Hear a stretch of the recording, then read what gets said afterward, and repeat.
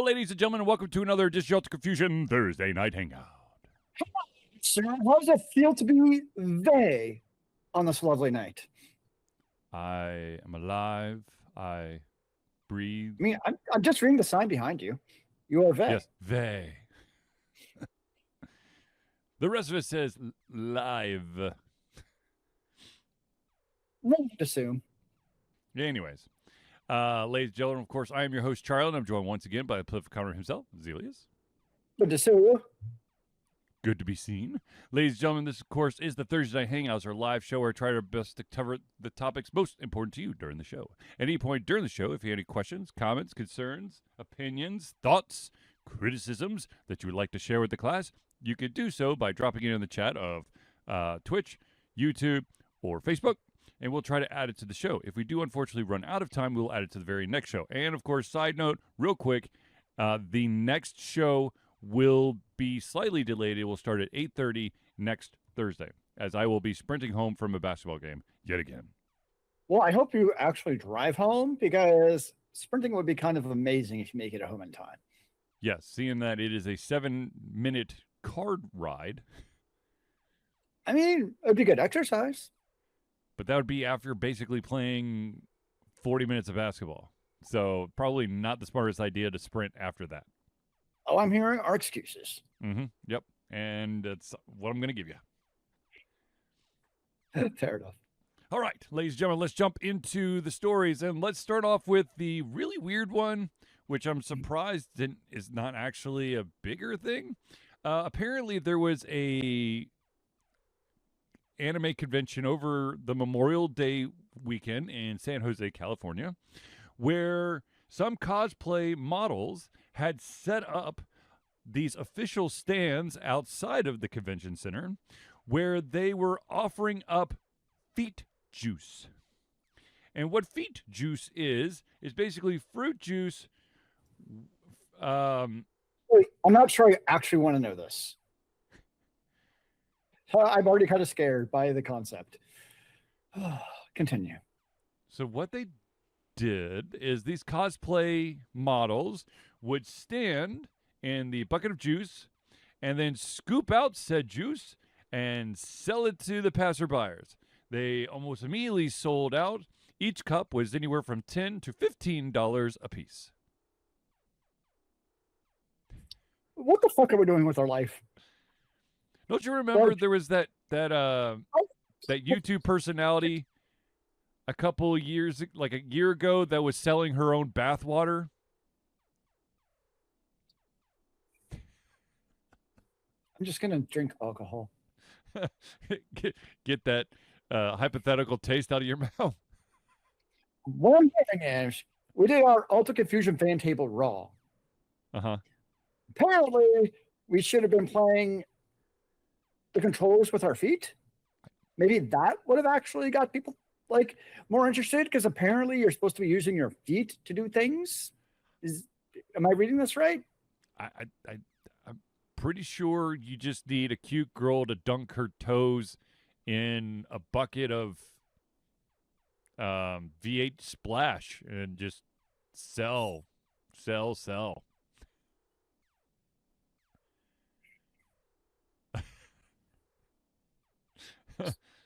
Zealeus is speechless, ladies and gentlemen. He is out of comments. Okay, so now I'm actually thinking, like, Dragon Con, right? Yeah. Like, right outside the Marriott, like the main hotel, there's like that whole kind of like little, I don't know, walkie courtyard area.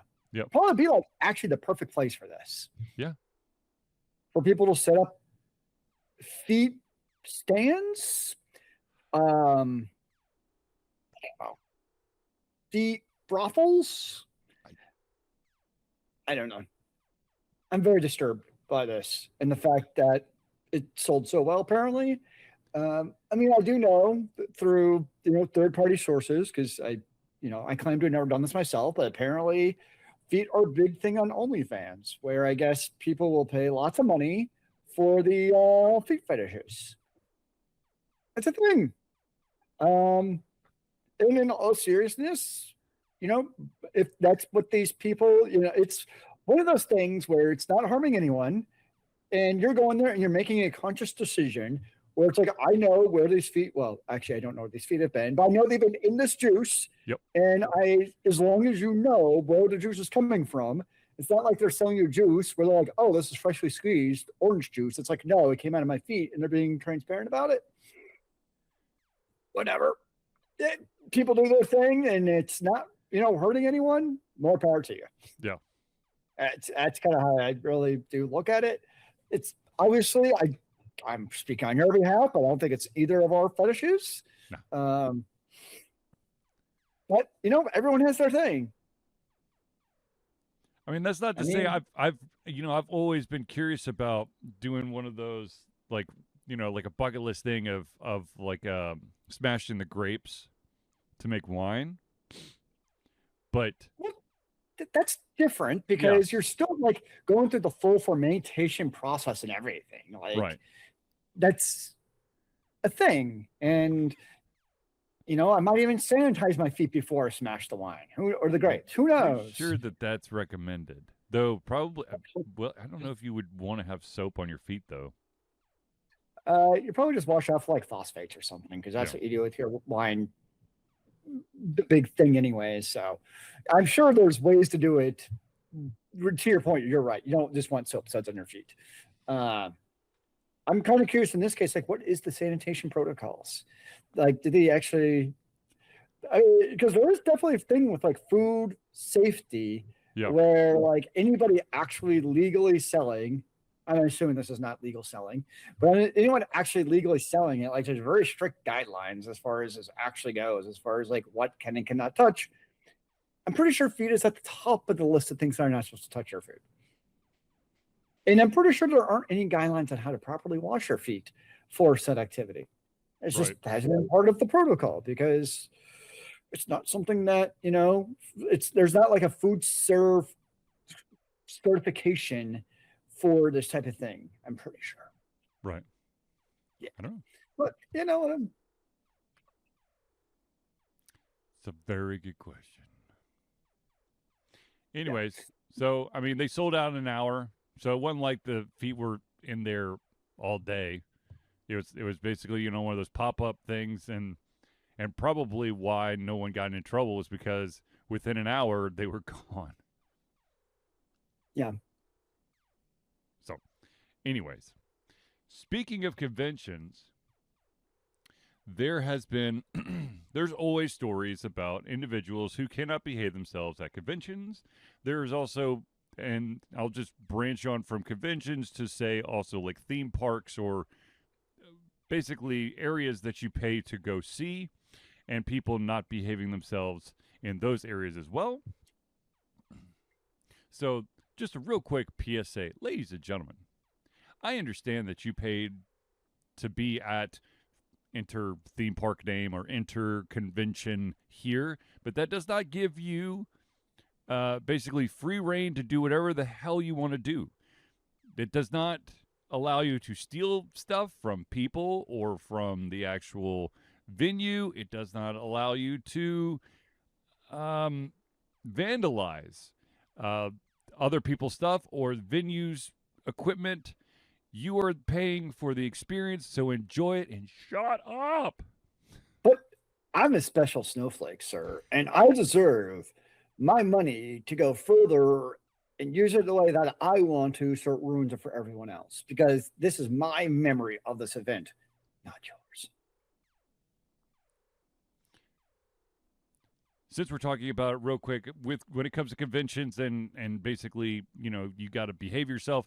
Once again, I say this, I stress this every single time, as many times as I can possibly. Ladies and gentlemen, cosplay does not equal consent. So do not get your grubby hands on don't touch people if they don't want to be touched. Do not take pictures of them if they don't want their picture taken. Yeah, basically nothing other than explicit consent equals consent. Yes. It's kind of, yeah. Also, fun story of a venue dealing with a very unique experience. Not exactly the foot juice experience, but apparently, I think it's in this past month, there was an individual who walked into a Costco and very like it looked like they worked there. They went to one of those snack um, setup tables and started handing out free shots of different flavored tequila. And it wasn't until quite a while that people finally were like, okay, what is this really supposed to be I mean, happening? I feel it's the theme of like every single spy TV series or movie at some point has a scene where like the spy has to be a waiter. Yeah. And the whole shtick is I have the right clothes and I just walk in there like I'm supposed to. I'm confident I can get by and nobody's going to question me. It happens in every single damn show. Oh, yeah. It's so it's a thing. And there it actually is kind of true in real life where, especially if it's like a larger, like hotels are popular because a lot of times you don't know everyone who works there. Right. So if you just act like you're supposed to be there and walk in, I don't know. He's a new guy. I don't know who he is. Yep. Had Well, the I get phony it. name tag that looked like the authentic one, and had the correct ensemble, and just started handing out shots of tequila, as well as like I think some snacks as well. And Of course, you got to keep people hydrated yeah, and make sure that they have a, non-empty stomach for that alcohol they're having. That's the safety first. the real employees started wondering what was going on because they saw that a huge concentration of people were basically gathering around the snack table, and they were much louder than the normal volume of a Costco. Yeah, because normally, like, okay, you go to, Costco food vendor. It's like, okay, I get when I'm good. Yeah, No, someone's getting a free vodka. I'm going like in a figure eight. I'm just, yeah. yep, yep. I'm just going to keep coming back for more. They Let's were go. they were using those little ketchup cups to do little little samplings. I never actually seen free samples of alcohol at the Costco though. You wouldn't. That's a huge liability. Trader Joe's has done it for wine. Well, I don't know how, I don't know. but I'm pretty sure they had samples of wine because they've done the wine and cheese samples at Trader Joe's. Hmm.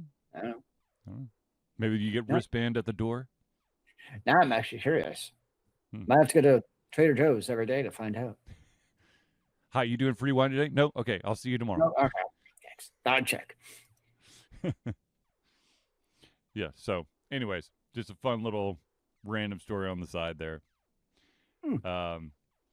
But the reason why I brought that up was that there was some instances at a couple theme parks. One of them being the one Disneyland, where the brand new rebranded Rock and Roll Coaster, which is now I think Muppets Rock and Roll Coaster, Sure. the waiting area has been not destroyed but damaged. People, because here's the deal: people get bored when they're waiting in line, and so apparently it's somebody started peeling paint off the walls, and everyone saw how easy the paint peeled, so they started peeling it off everything in the waiting areas.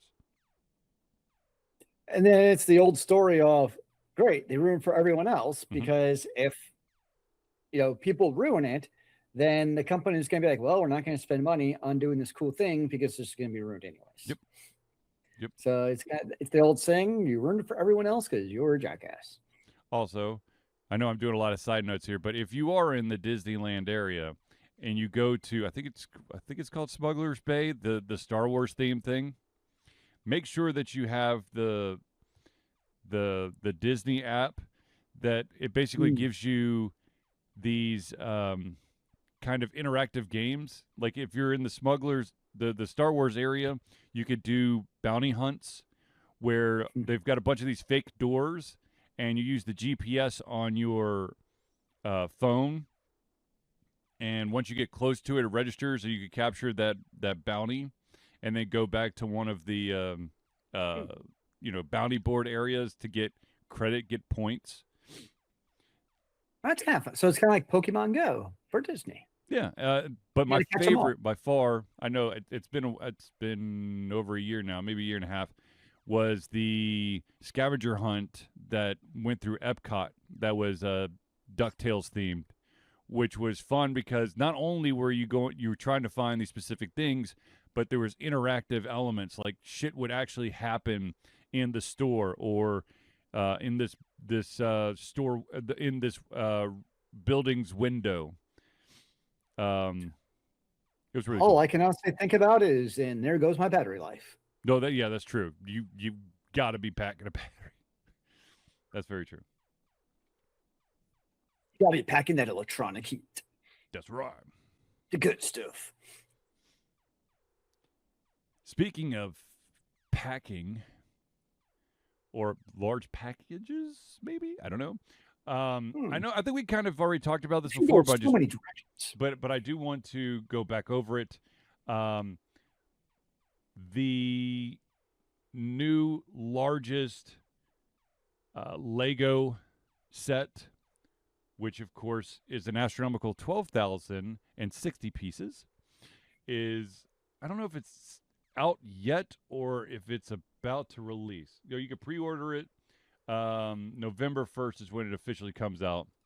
It is. So you get it all finished and you've built it.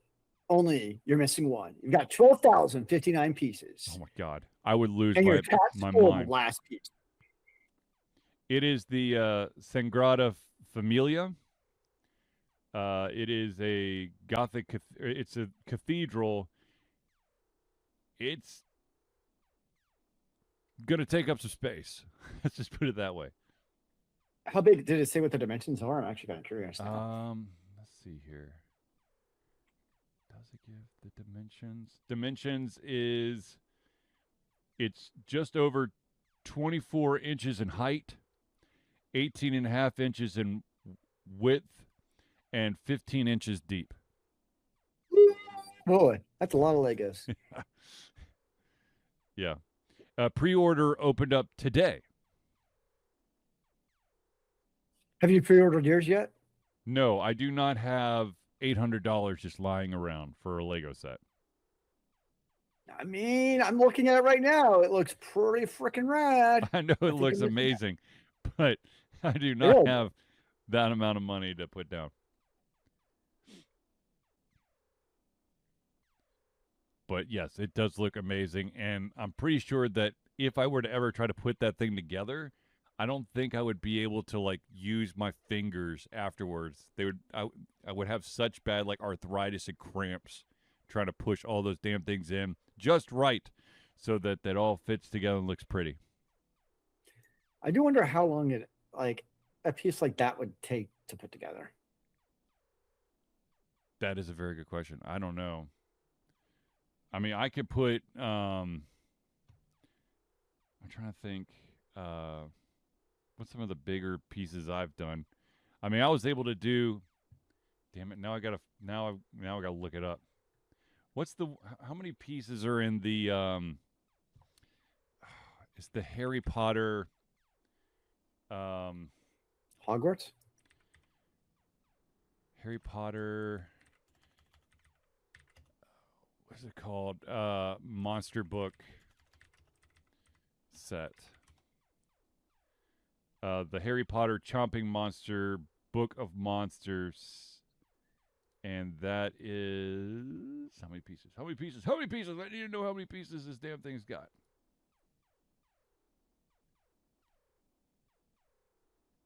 How many pieces? Damn it. Give me the pieces. I could tell you the dimensions, but apparently they won't list the freaking pieces. Oh, wait. No, this is just 518. But I was able to do that easily in a setting. Okay. I think the most I've ever done in one sitting was like a 700 and something. I haven't built a Lego set since like I was your kid's age.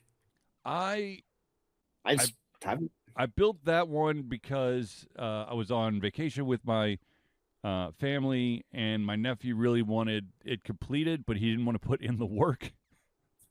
So he's like, Nice. Uncle Charlie, can you put this together for me? And I was like, Sure. hell yeah. Let's do it. Consider it done. It'll cost you a drink. Now I've put together almost all of the floral ones. Nope, never put any together. Those are fun. I'm a Lego noob. Yeah, yeah. Mm. Anyway.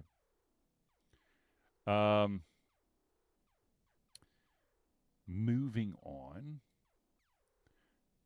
Have you heard about this thing in the US called Protect Our Games Act? I'm assuming this is similar to the European one, where it's like the Save Our Games Act thing, where it's like basically Stop Killing Games Initiative in Europe. Yeah. Yeah, it's the same concept. Kind of like, right now, I don't know if it's one of your news stories, like Destiny 2 is being sunset. Yes. Which means that, like, people put hundreds of thousands of hours, some probably tens of thousands of hours into Destiny 2. And because it is online only, so once it goes offline, you'll never be able to play it. Right. Which is kind of what this game or this act is looking to do. Or you look at, it's not video game related, but like, what is it? Excuse me. Microsoft Office 2019 for Mac. Mm-hmm. It's a perpetual license, but it's kind of like a loophole where their certificate is expiring later this year, and Microsoft's not updating the certificate for the app, which means that technically your perpetual license still works. You just can't actually use the application because your certificate's expired. Yeah. So it's very shady shit like that. Well, same thing happens with video games. Of course, the tricky part with video games is something like Destiny 2. It's somebody has to pay for the server infrastructure. Right. That is part of it, obviously. Whereas that is, I guess, the thing with a lot of the, survival games. It's more hosting your own servers. So it's kind of already almost built in. Yeah. Right. So basically, for those out there who don't know what the Protect Our Games Act, it is a bill that was proposed in California, and it basically states that anybody who buys a game should still be able to play the game they bought even after its online servers have been shuttered. Now, as Zealeus stated, then who the hell is footing the bill for the servers? Also, some of these games are going to require a heftier server than other games. Yeah, I mean, it's one of those cases where, like, I get the idea behind it, but I honestly don't necessarily agree with it, particularly when it comes to the online part. If it's a game that requires online access, and I 100% get that there are games, like actually Diablo is a good example. Actually, Diablo 3 would be a good example, where it's like, it's online. I know that, like, you can play single player the whole time, and it still requires the login. But at the same time, I guess this is kind of a case of, if a developer has made the decision to make the game always online, I'm not necessarily a fan of, in this case, the government dictating that, like, oh, you made this game, you must now create basically what amounts to an offline mode so you can play perpetually. To me, that's very different than, say, like the Microsoft example I gave earlier is a very different situation. Right. The game, the piece of software worked. It's just a matter of literally probably one line patch the company would have to send out to fix it. To me, that's unacceptable and 100% unethical. is completely different than a video game. Um, and I mean, really, to me, this actually pertains more to like software more than video games. Because most software can work offline with no issue. It's literally Right. just to go home to the server, be like, "Hi, do I have a license? Hi, do I have a license?" Whereas in most video games, like Destiny 2, Diablo 4, like it's part of the core game design. They need to always online. Diablo 3 was kind of like bridges the gap in a way where it's like maybe you could have easily created offline mode. I don't know. Um, Probably the best example I can think of right now of a modern game is Last Epoch, Mm-hmm. where you have the two different servers. You have an online server where you can play offline, but Mm-hmm. they very actually created the game with the online server model in mind. Like Mm-hmm. it's a core part of the game. It's a great feature. People love it, but I also am not a fan of the government being like, hey, you must create an offline mode for every game. I don't think that's a good use of our resources either. So a couple further points here. One, the first thing is that if this bill were to pass, this act, whatever you want to call it, were to pass, there's no retroactive thing. It's not since Destiny 2 is going to shutter. Whenever this bill passes, it would be any purchase made after the bill passes. So the games that are already out there right now would not follow. And I think also that I would assume that it also means the release of that game. So, like, you can't, okay, well, the bill goes into effect July 1st. And Destiny, I don't know when Destiny 2 is shuttering, but let's just say Sure. Destiny 2 shutters July 25th. So I'm going to buy the game on the 22nd. So now I should have full. No. It's probably when Yeah. the game's actually released. Also, So sharing is perpetual early access. It never actually goes gold. no, what this is going to be, if this bill passes, I can almost assure you that all of these games, you're going to see one of two things. You're going to see the single player splinter off the multiplayer, Sure. and or anything that's multiplayer is going to be free to play with a shit ton of microtransactions because you didn't buy the game, you only downloaded it. Therefore, it doesn't fall underneath the act or Bill's rules. Yeah. I just don't honestly think it's good for consumers. I No. like most of the time, I think I'm pretty well on the side of like, screw the companies, make Yeah. it better for the consumers. This is just one I'm not convinced on. Like, I get the intent behind it. I totally understand the motive behind it. I think it's one of those cases where like the heart's in the right place. I totally get it. I just think video games have got to a place with the always online gameplay Mm-hmm. where it's like a fundamental change in how games would have to be made. And it's kind of like, I mean, I know getting a little political here. It's kind of how I'm politically. Like, if it doesn't affect anyone else, then why are you making a law about how I'm basically controlling my body? Mm-hmm. Mm-hmm. To me, this is kind of the same kind of concept, just applied to video games, where it's like, I'm not forcing you to play. Like, it's two things. One, I'm not forcing you to play Destiny 2. Mm-hmm. And it's also like, and I think it could also be like more of a situation I'd be more in favor if it was like a bait and switch type of situation. Meaning, let's say Destiny 2, okay, let's say Destiny 3 came out. It's like, we're in this great single player only. And then it turns out like, oh, it's multiplayer only. Mm-hmm. Well, yeah, that would be BS, obviously.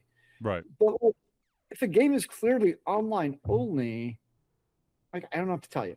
Like, it's kind of like buying an early access game or buying something on Kickstarter. Like, mm-hmm. games go offline. It happens. Yeah. I don't know what to tell you. So this is one I can't get behind this one. That's just me. Now, of course, in a perfect world, for me, I would love if there. Then, of course, this would never, ever, ever, ever, ever happen. But it would be cool that if you had a diehard community, that there was the way to have like someone have a private server that people can play on to continue their experiences in the game. Now, that would also mean that there's actually a very good example of that. It's yeah. City of Heroes. Mm-hmm. Where City of Heroes, the game, I don't know the timeline now, but let's just say a decade ago, the official Right. Cities of Heroes shut down. And a couple of years later, there was a fan project. We always hear the fan projects, right? Yep. The fan project, there's a fit name for it. I don't remember the name of it now. Like, it's been officially blessed by the original publisher themselves. Be like, cool, you guys do you. I mean, I know there's like the actual like negotiations between like the developer of whatever the standalone is and the original. So I know it's very uncommon, but it can happen. I think it's called.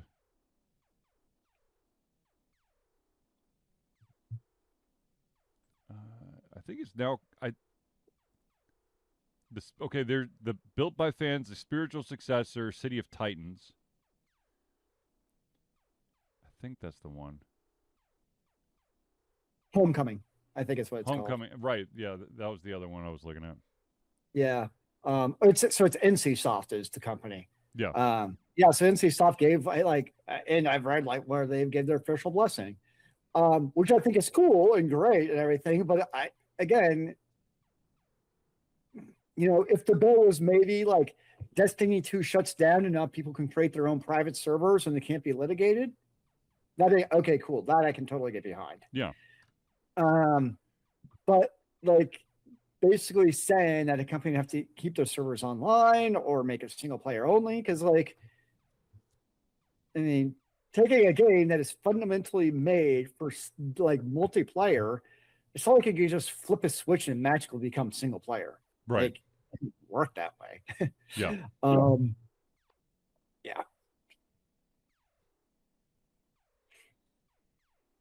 Yeah. So no, I get the idea. I just, yeah. If it's a single player game, I totally support it. Like any single player game, you should like not be like all of a sudden like, oh, you can't play it, which I don't really think it's been an issue, to be fair. I don't really aware of an example of strictly single player games where the publisher one day is like, oh, you can't play this, like actively, blocked you from playing it, which is different than delisting. Games have been delisted, sure, but not being like you can't play it. As long as they don't do the reported Kindle route of there's a chance that if the book is removed from purchase from Kindle, there is the potential that they could remove a copy that you have purchased from your said Kindle. Yeah, no, I agree. That should not be allowed either. No. That I fully agree with. Okie dokie.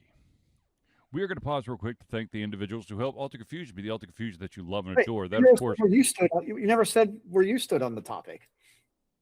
I gave my rambling spiel.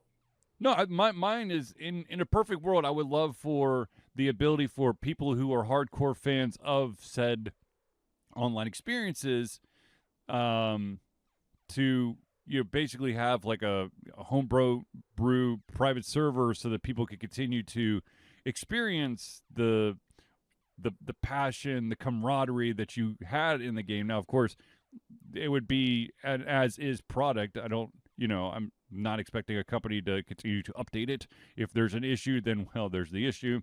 I also am scared that if this thing were to pass, that you would, like I said, you would see a bunch of games that are multiplayer centric go free to play and then just microtransaction the shit out of you, and that therefore bypasses the rule.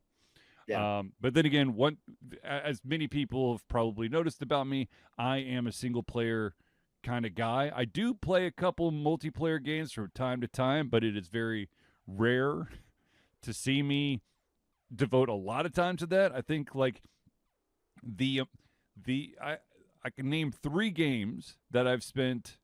No, fine. I I can name 5 games that I have been that's multiplayer only that I have spent hundreds of hours on. That, of course, is Smite, Paladins, Legends of Runeterra, World of Warcraft, long time ago, and Guild Wars. What about Defiance? Oh shit, Defiance. There, 6. Yeah, let's go. Fine. Oh wait. Oh, well, do I? Okay, I put over hundreds of hours into this, though. I wasn't actively putting in hundreds of hours for this, and that's EVE Online. Oh, jeez. The spreadsheet simulator. The MMO you play while playing something else. Yeah, it's even stuff of those games I've started up like a number of times. Like, this is your thing. After a couple of hours, it's like, and I remember I stopped playing for the 5th time. Yeah. I would say that maybe I might have play, if I could get it to work, I might, dip my toe into Star Citizen from time to time, but every single time I've tried to install it, it is basically said it's uninstallable on my computer. Nice. So, yay, $125 from like just after they canceled the Kickstarter days. Or just imagine if Global Agenda actually stuck around. Oh, buddy, some Global Agenda where the tutorial had a story, and then as soon as you were done with the tutorial, the story went, poof, God. This probably was the perfect game for me. I spent a shit ton of time on that as well. It was actually a fun game. I really did enjoy it. I actually, how much time did I spend on Global Agenda? I wonder if I could pull that up in Steam. Now I'm curious too. There's Global Agenda right there. I only spent 36 hours on it. What was that other game? I spent 22. And then there was another game. Oh, wow. I only spent 8 hours on that one. I felt like I spent more on that one. Whatever. Anyways, moving on. Let's pause to thank the individuals who help Alter Confusion be the Alter Confusion that you love and adore. That, of course, is the friends of the show. And so without further ado, let us start with the Indie Cluster. The Indie Cluster is an organization of independent game developers that want to gain exposure by being involved in the community. They collectively journey to popular conferences as a traveling booth to help gain attention for their games. They make partnerships in local communities to bring games to the mainstream mindset. They highlight local, unusual, and rare concepts to challenge the paradigm of the common. They also host events to teach kids and minority groups about game development to hopefully one day enter the industry themselves. For more information, go to indiecluster.com. The next shout out we got to give is to the AV master himself, and that, of course, is Noodleboy Media. Founded in 2015 by Andrew Tran, Noodleboy Media, previously Whack Kid 47 Media, is your choice for professional photo shoots and panel recordings at conventions. They pride themselves in providing a high level of professionalism, top-notch experiences, and quality services. If you want more information and to view their full list of services, check out facebook.com/noodleboymedia. The next shout out we got to give is to an individual who was at my house just the other day to help get some of those serious aches and pains out of a very, very tired body. That, of course, is Hero Chiropractic. Hero Chiropractic is a unique healthcare practice set up by Ryan Moore. The company's focus to elevate a patient's experience of freedom, creative expression, and joy. They believe that everyone can be a hero and has incredible heroic potential inside themselves waiting to be unleashed. Hero Chiropractic focuses on mobile chiropractic care in the greater Atlanta area. They're committed to healing clients by creating a plan of action uniquely suited for each person. They make that plan of action as convenient and affordable as possible, and most importantly, suited to your individual needs. For more information, go to facebook.com/Hero Chiropractic. You still got to annoy him that his real website's not working. Yeah, I think he's in the middle of a rebrand, so that's probably why. Is he going to be like the villain chiropractic? I don't know. Well, I'll have to ask him next time I see him.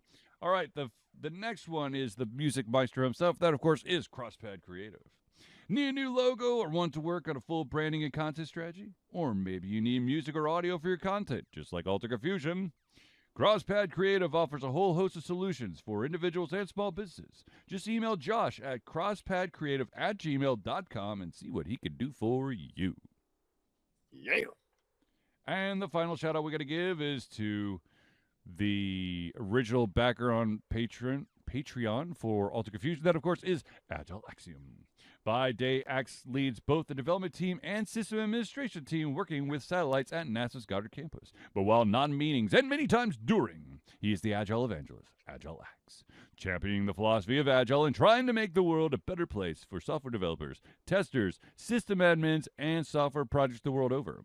Decades of experience in software development and leading Agile teams are brought to bear against evil processes, inefficient work, and bad habits. For more information, go to agileaxiom.com. Now, ladies and gentlemen, I know at this very moment in time, you must be thinking to yourself, how do I become a friend of the show? Well, ladies and gentlemen, it's quite simple. You see, Alter Confusion survives on love and support of fans like you, and so we have a Patreon page. Patreon lets you, the fans, lovers, haters, demigods, interdimensional beings, gods, demons, aliens, werewolves, swamp creatures, vampires, mummies, and supporters and more, to become active participants in the work we love through a monthly membership. This gives you access to exclusive content, community, and insight into our creative process. In exchange, we gain a bit more freedom to do our best work and the stability we need to build an even stronger creative career. We currently have 2 tiers that you can pledge out. You have the $1 a month tier, that's $1 a month, or $12 a year. What you get at that is early access to all of our playthroughs, which, by the way, if you're very curious, it is going to be... it's either going to be Once Upon a Puppet or Call of the Elder Gods. You also, at the $1 level, gain the ability to participate in patron-only posts. Now, if you're feeling a little extra frisky, you can pump that up from a 1 to a 5. That's $5 a month or $60 a year. What that gets you is everything at the $1 tier, plus your name or organization added to the Friends of the Show section of every single Thursday night hangout. So, if you want to become a patron of Alter Confusion, go to Patreon. That's patreon.com/Altered Confusion today. Which slash? There's 2 slashes, man. Oh boy, too many slashes. I'm just saying my keyboard has 2 slashes. I don't know which it is. I can never remember which one's a backslash or what's a forward slash. So I just go slash, okay? So a 50-50 chance of getting it right. I think our browsers are now smart enough to just toggle it if you hit it the wrong way. How about that? Are they? I'm curious. Zealeus is going to test this theory, and Charlie is going to crash and burn. Your voice. Yes! Points for Charlie. My mind is actually blown. Wow. Internet has come so far. Yeah. I'm okay. speechless again. Anyways, so real quick, ladies and gentlemen, I'm wearing the right T-shirt to do this next one. We are proud to say that Alter Confusion has been fundraising for Extra Life for 15 years straight. Extra Life is gamers doing what they do best, game, to help sick and injured children at their chosen Children's Miracle Network hospital. The money we raise through Extra Life will go directly to Children's Healthcare of Atlanta as unrestricted funds. This means that the hospital decides where and how to spend the money to ensure the dollars we raise make the biggest impact in the lives of the kids they treat. So, if you have the capacity to donate, please go to extra-life.org and search for Altered Confusion. Now, speaking of Alter Confusion, ladies and gentlemen, if you're dying to get your hands on some sweet Alter Confusion merch, like a hat, like a beanie, like a coffee cup, like a pet food bowl, or comfy socks, or a hardcover notebook, or the sweet, very durable vinyl stickers, then, my friends, all you got to do is go to alteredconfusion.tv/merch, and you can check out all the offerings and buy duplicates. I can't stress that enough. Having duplicates is awesome because if you accidentally misplace one, you have a spare. Or if the item looks so good, but you want it in more than one spot, well, you got an extra one that you could put it in more than one spot. So, once again, alteredconfusion.tv/merch. You know what it's missing though? I just realized What's that? a shirt. Yeah. Yeah. Because I've worn through my Ultimate Confusion shirts. They're rags now. No, I know. Mine too. And I just realized it because you're like, I don't have the right shirt on. I'm like, wait, where's my Ultimate Confusion shirt? And I was like, oh, I need a new one. Yep. Yeah, we need to work on that. Fair enough. That's very true. Very true. We do need to get a new Alter Confusion shirt. And in order to get a new Alter Confusion shirt, I need to redo the logo at a higher DPS. Or usually the original SVG works too. I don't know where it is. If you have that. Yeah, I don't know where it is. Yeah, that's like 3 computers ago. Anyways, let's get back into some of these stories here. There was a viewer question that was asked, and I'm going to bring it up to you right now. And that viewer question is, in your opinion, if there is a game out there, let's say it originally came out on the PlayStation 4, now, of course, it's the PlayStation 5. It is playable on both. The game is still being actively updated. When DLC comes out, should it be available on both platforms or just the latest platform? I mean, it's going to be on both usually because that's what happens because they want to make all their monies. And if the game was originally made for the PS4 and PS5, they're going to release the DLC. I'm assuming like 99% of the time on both platforms, just simply because of the player base. Interesting note is Final Fantasy 14, when the new expansion comes out next year, I think it's called, I forget what it's called now. It's like Evercold. It'll initially launch on the PS4, but like 3 months into the release, Yoshi, that's the director of the game, is like, by the way, about 3 months into the game, you won't be able to play in the PS4 anymore because the game literally won't fit onto the PS4 anymore. Fantastic. So to me, that's actually a good example of like, they've tried, the game just, consoles have a shelf life for new games. Right. Kind of thinking earlier about, our earlier topic of video games, like, not dying, is consoles are actually a good example of like, if I have my, console sitting on my desk, my PS5, then yes, any game, presumably a single player game, I should be able to play like in perpetuality. I do think that is very reasonable. But in this case, kind of thinking of video, I mean, I know the game's not dying, but I also don't think it's unreasonable for a developer to at some point be like, sorry, like your game will no longer work on this 10-year-old console. I don't think it's terribly unreasonable. When did the PS4 actually come out? Came out, 2014. Yep. So basically when it is no longer supported for Final Fantasy 14, it will be a nearly 14-year-old console at that point. I think it served its purpose pretty freaking well. Yeah. I mean, I would also, like, personally, though, I would prefer if newer games, and I guess to that point, DLCs, only actually supported the PlayStation 5, because you're going to get a higher fidelity game if it doesn't also then have to work with the PS4. Right. It just is. So my preference, yes, would be it's a PS5 only game.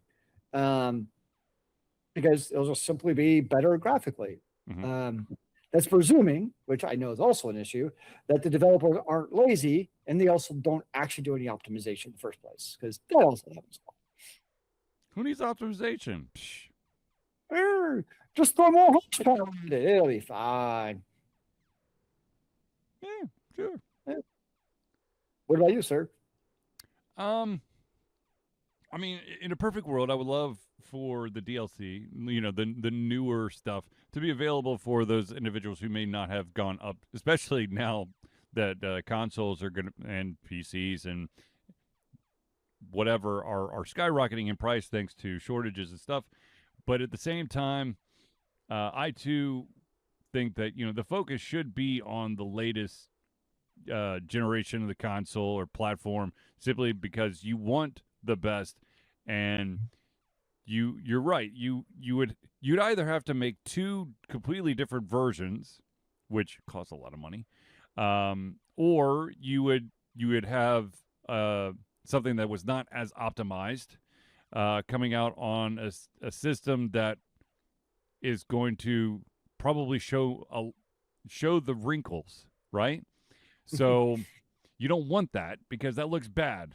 You want it to look all shiny and new. So Games. yeah, I mean, and once again, I coming from a single player background, yes, there are a couple games that have DLCs that are single player centric, but yeah, I think most of these DLCs are going to be on online stuff. And let's be honest, there are online games that the older generation has been phased out, so that they can't have larger party sizes or optimize the way that the game mechanics work. Indeed. Now, speaking of brand new games, let's talk about a game that apparently just everyone has talked about, everybody or a lot of people want, but it's always been delayed. It, of course, is a sequel to a game that came out a staggering 13 years ago, and that, of course, is Grand Theft Auto 6. Oh, jeez. Grand Theft Auto 6 is supposedly launching this year. Okay? But there's a caveat. Isn't there always? When this game actually launches, which right now the launch is now November 19th of 2026, it will be launching on either the PlayStation 5 or the Xbox Series XS. Now, there's a major platform out there that I did not mention, and no, it's not the Switch 2. But there is no plan as of right now for a port to the PC. It has to come to the PC. It does. However, there is it will not be all the signs point to, if there is a PC port, it is down the road. It will not come out on November 19th. There is no way in hell. I mean, if you're going console first, PlayStation 5 makes sense. Yeah. It would be weird to do the Xbox first, because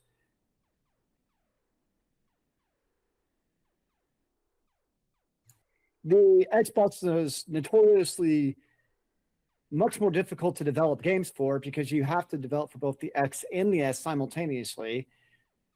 Yeah, I don't know which is which, because dumbest naming convention ever. But one of them is like half basically the power of the other. And so it's like developers don't like doing it, right. Because of that reason. It's almost like having to do the PS4 and the PS5 simultaneously.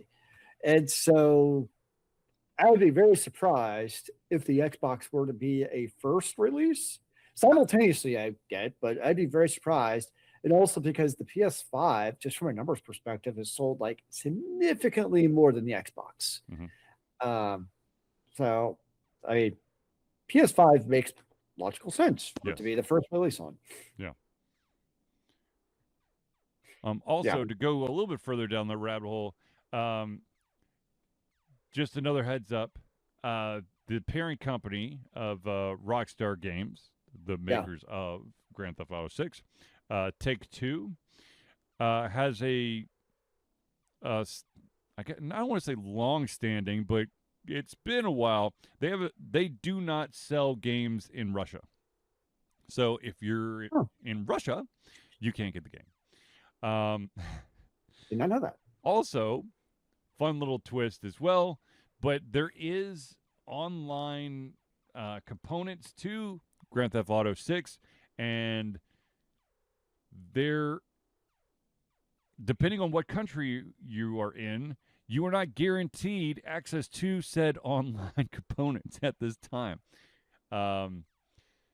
because there's all these different. One of them is in Australia. It's because it's age verification laws will keep some of Grand Theft Auto 6 players from playing online. Yeah, there is so many different things. If you live in the U.S. as of right now, I mean, shit could change at the drop of a hat.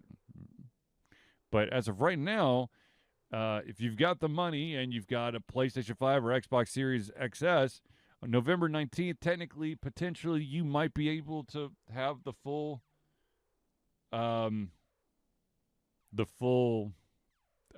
go of Grand Theft Auto 6.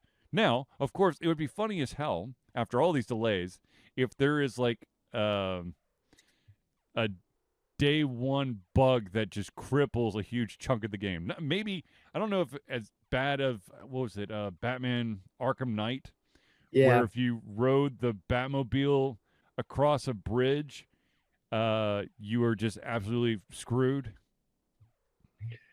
There's going to 100% be some crazy groundbreaking bugs. Yeah. I mean, it's a huge game. Like, anytime you have open world games like that, it's just crazy stuff is going to happen. That's just kind of the way it goes. Yeah. And I never got into the Grand Theft Autos, so for me, it's not on my radar. I guess my only prediction is normally people like myself like to wait for games to go on sale before you buy them. Yep.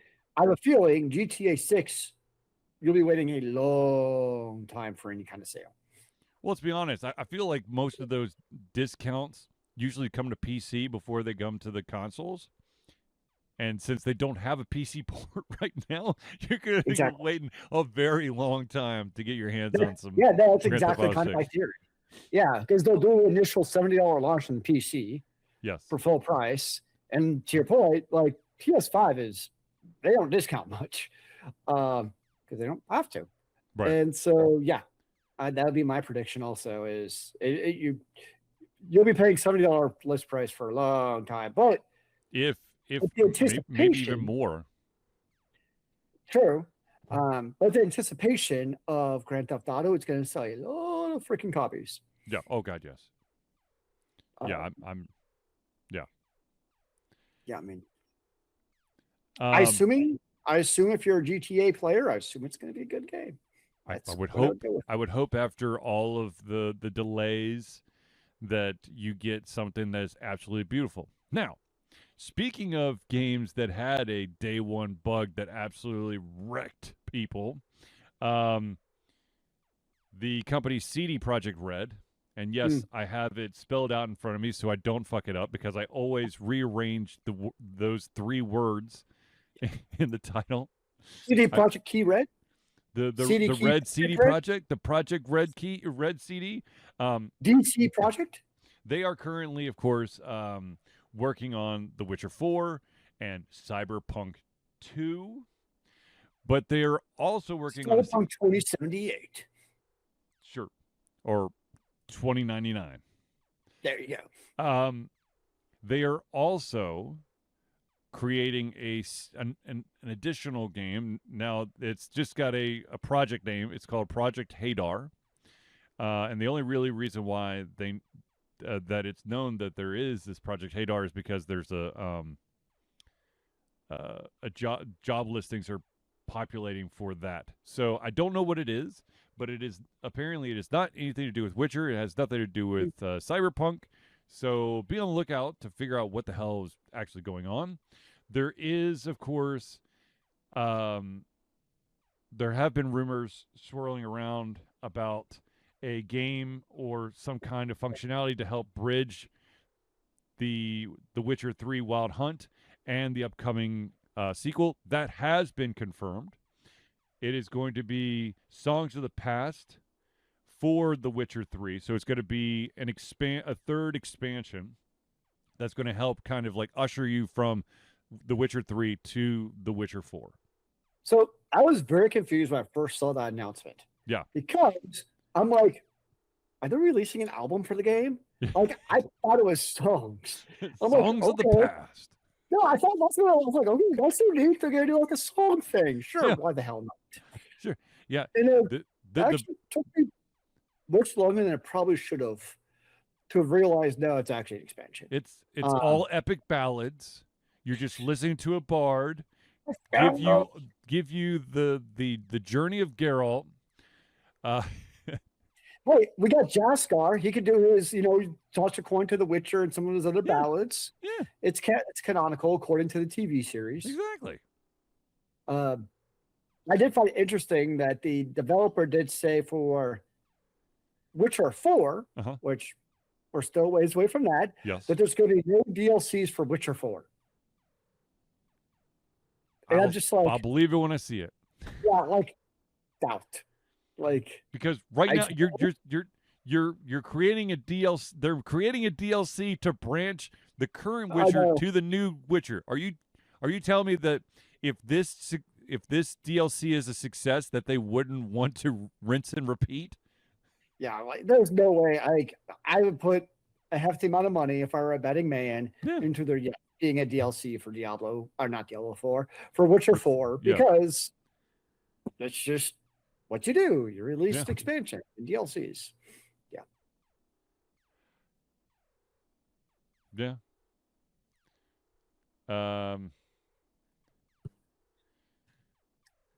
Just a lot more CD Projekt Red games that I will have to find space on my computer to play. They do fill up space very prodigiously. I do have. Let's see, just out of curiosity, The Witcher 3 Wild Hunt, the base edition, is 57 gigs. In comparison to The Witcher 2 Enhanced Edition, which I think has all the DLCs, that was just under 18.5 gigs. Yeah, it's changed a lot. It's pretty crazy. And if you're also looking for the enhanced edition of the original Witcher, that is just under 16 gigs on PC. Just in case you're wondering. So yeah. Now for some sad news. Well, it's probably not sad news. I don't know anyone who plays this game, but Bethesda has been telling fans of a certain game that they have until June 30th to play as much of The Elder Scrolls Blades as they can, as the game will be completely pulled. I don't even know what Elder Scrolls Blades is. It is the fantasy RPG series on a mobile device. It was released in 2020 for Android, iOS, and Nintendo Switch, and features first-person dungeon-crawling gameplay and a story following the titular Blades faction. There you I guess I won't be playing that tonight. Apparently, no. Well, I mean, you could, technically. You've got 26 days. But can you really get all that you want in those 26 days? It sounds like I need to take all my time off from work and dedicate my life just to this. Yeah, well, There's worse things to do, Zealeus.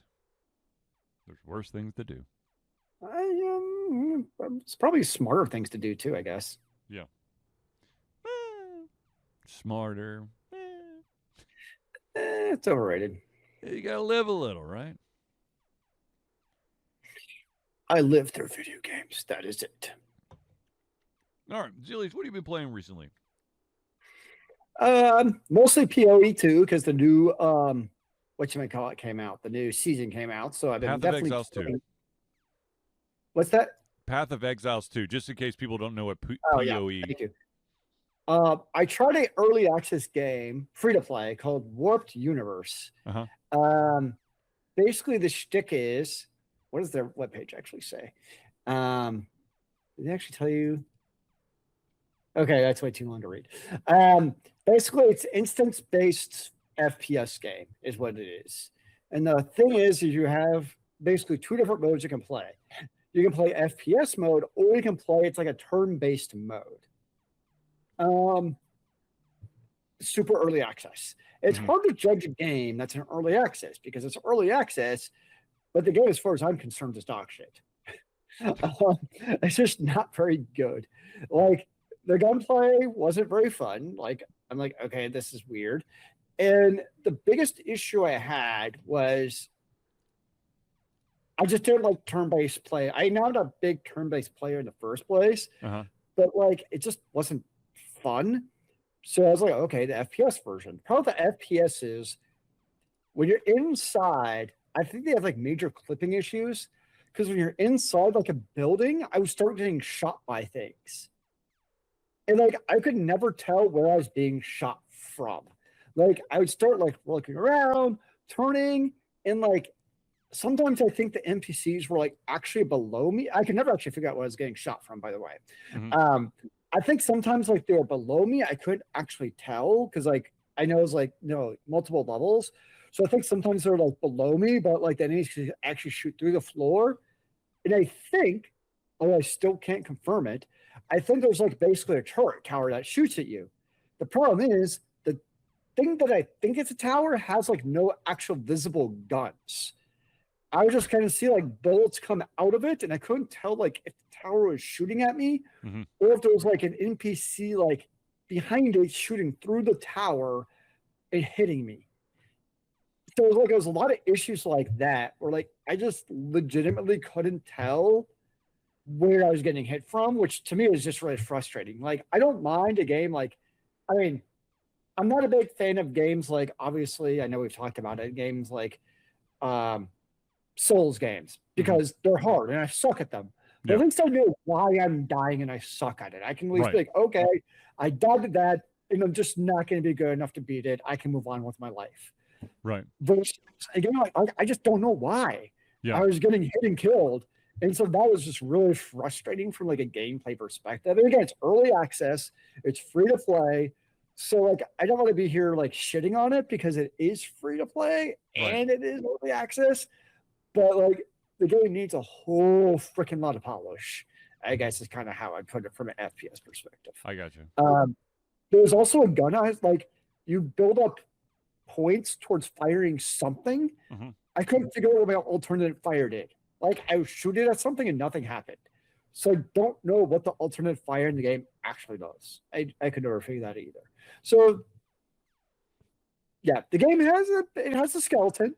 We'll see what happens. It's a game like one of those, probably like a year from now. I'll check it out again. If you remember. So, if I remember. Well, actually, I was just looking at on Steam looking for Global Agenda. I'm like, what is Rift Universe? Oh, that's right. I tried that out for like 2 hours and stopped by.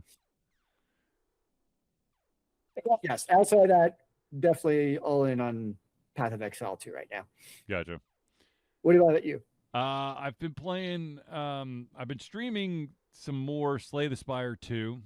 I've been bound and determined to try to get one of, I think there's 5 different characters you could play as. 2 of the characters I have made it up the spire. And so I've unlocked like an enhanced kind of like increased difficulty mode if I want it. Nice. However, there are 3 other characters that have not gone all the way up the tower. And I am bound and determined to get one to two of the 3 up there. And there's 2 of them that I've gotten really fucking close.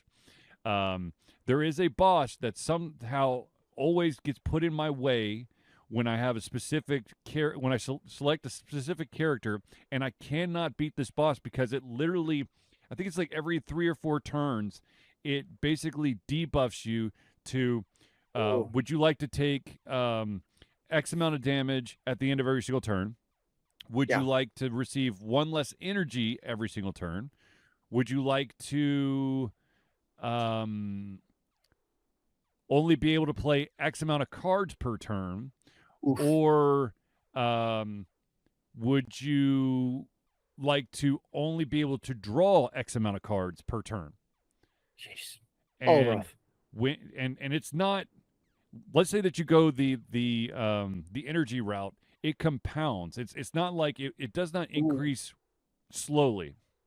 Yeah. And so I literally just get. It's like death by 1,000 cuts. There's no way. I have to get just absurdly lucky to I have to accidentally beat this boss, and I've only done it once. Damn. And I about just called my gaming career there when I accidentally beat that boss, because I don't understand how you're supposed to, like, all the other bosses that I've played against, very challenging, and yes, they have killed me at several different occasions, but this one just feels like such a douchebag, like cop out. Like I want to punch something. So, anyways, yes, been playing that, and then just for shits and giggles, when I need to blow off steam, I have been sprinting through the original Halo. Damn. Because it turns out I don't think I actually got through the entire story in the first Halo. For some reason, I'm like, either it's been so long I've just forgotten, or I got to a specific part and then stopped for some reason. I think I got it. I'm double checking. Yeah, I had the Halo Master Chief Collection. Yep. I just haven't played it. Like, I need to. I should play it. Yeah. Yeah, I just haven't for whatever reason. I've completed 3, 4, and ODST. I know I've done that, but 1 and 2 is a little foggy. I don't remember if I actually played all the way through the single player for that. There you go. Anyways. So thinking again of Warped Universe. Uh-huh. I think here's my Warped Universe, the game I was talking about. Yeah. Is we've come to the situation where a game is like either early access or released, right? Yeah. And back in the day, right, it's like you had pre-alpha, you had alpha, you had beta. In a way, that's kind of early access is supposed to be, right? Like, it's basically beta games. Yep. I think that might be the problem with a game like Warped Universe, is it's like still in like basically what I feel like pre-alpha stage, which it's not a bad thing. Like, every game goes through alpha stages, right? But like on Steam, everything's just early access. Like, there's no almost like category of like what level of early access is the game. I don't know if that'd be a good or bad thing, because now if all of a sudden you label your game as like alpha or pre-alpha, people are gonna be like, why am I gonna play an alpha game? Right. So I guess that'd be my other feedback on Warped Universe. It's kind of just thinking now of early access, of how predominant it is in like every single game, it feels like, or 100% various degrees of early access. Think of like Hades 2, right? Hades 2 early access was like a very well-made beta. Yes. Like, yes. So, yeah, I guess there's just kind of my last thought is there's just very, very, very, very, very varying degrees of early access. Agreed. And it'd be kind of interesting if there was like a way to designate what level of early access you are. Right. It would be nice. Would be nice. All right, ladies and gentlemen, real quick, as I said at the beginning of the show, I'll tell you again, next Thursday's show will be 30 minutes later than usual, as I will be flooring it back from my basketball game to be here. But anyways, I'd like to thank everyone for tuning in to the Ultra Confusion Thursday Hangout. For myself, Charlie, and Zealeus, it's been a pleasure getting everything from our heads, our mouths, and of course, our hearts. We'll be back next Thursday for another Ultra Confusion Thursday Night Hangout. Remember, kids, keep on gaming in the free world. Amen to that, brother.